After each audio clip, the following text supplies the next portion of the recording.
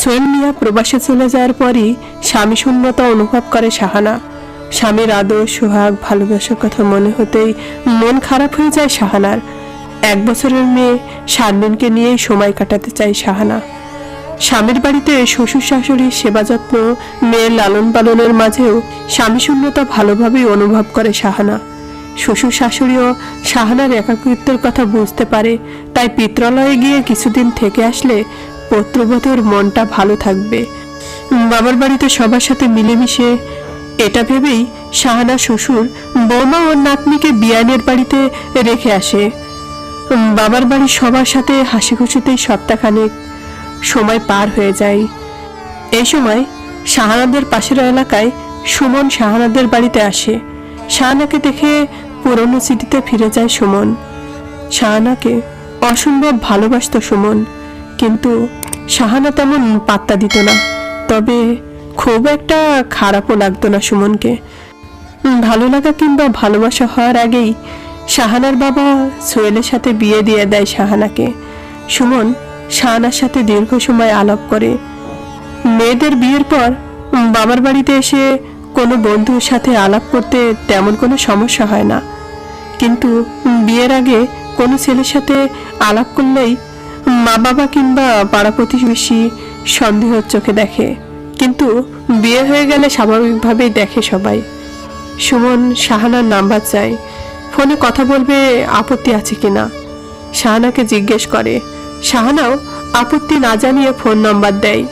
Suman শাহানার number নেওয়ার পর প্রতিদিনই বেশ কয়েকবার সুমনের সাথে কথা হয় শাহানার।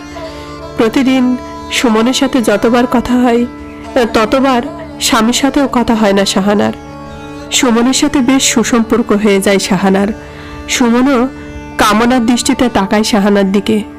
স্বামী না থাকায় সমস্যা, বিভিন্ন প্রসঙ্গ তুলে শাহানাকে আবেগী করে তোলে। শাহানাও সুমনের কথায় ভেঙে পড়ে। এই বয়সে স্বামী থেকেও কাছে নেই তার। শরীরের চাহিদা মেটাতে না পেরে শাহানাও কেমন জানি হয়ে যায়। পাশাপাশি সুমনের অন্তরঙ্গ কথাবার্তার আকৃষ্ট হয়ে যায় শাহানা। সুমনের সাথে ফোনে এবং সরাসরি কথাবার্তায় সুমনের প্রতি দুর্বল হতে থাকে শাহানা। কিছুদিন ধরে স্বামীর সাথেও তেমন কথাবার্তা বলে না। এক নিষিদ্ধ সম্পর্কের দিকে ধাবিত হয় সুমন ও শাহানা। সুমন মোবাইলে এবং সরাসরি শাহানাকে একান্তে কাছে পাওয়ার আকুতি জানায়।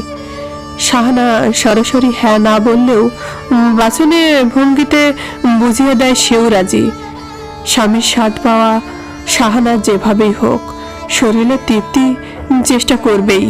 শরীরকে কষ্ট দিয়ে সে থাকতে পারবে না।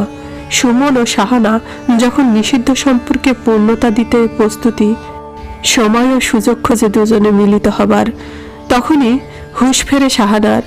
ভুল পথে যাচ্ছে শাহানা বিষয়টি বুঝতে পারে।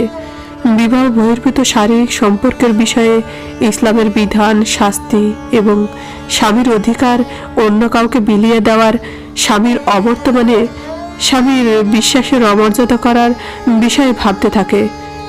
নিশ্চিত ভুলের দিকে এগুতে গিয়েও নিজেকে সামলে নেয় শাহানা।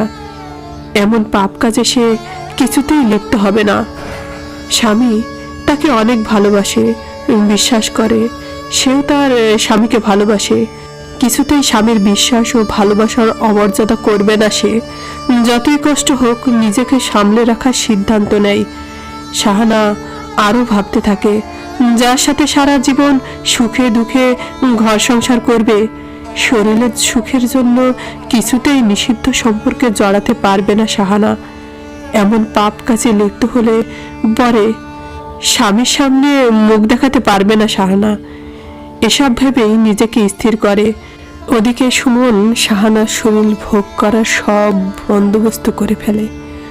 দুজন কোথায় মিলিত হবে তাও ঠিক করে ফেলে। শাহানাকে ফোন করে সুমন। শাহানা ফোন ধরে না, তবে বুঝতে পারে সুমন কিছু একটা করে ফেলার প্রস্তুতি নিয়েছে। এমনই কথা ছিল দুজনের। খারাপ কিছু হওয়ার আগে সতর্ক হয় শাহানা। শ্বশুরকে ফোন করে তাকে এসে নিয়ে যাওয়ার জন্য। শাহানার শ্বশুরের ছেলের বউয়ের ফোন পেয়ে চলে আসে। বউ ও নাতনিকে নিয়ে নিজ বাড়িতে যায়।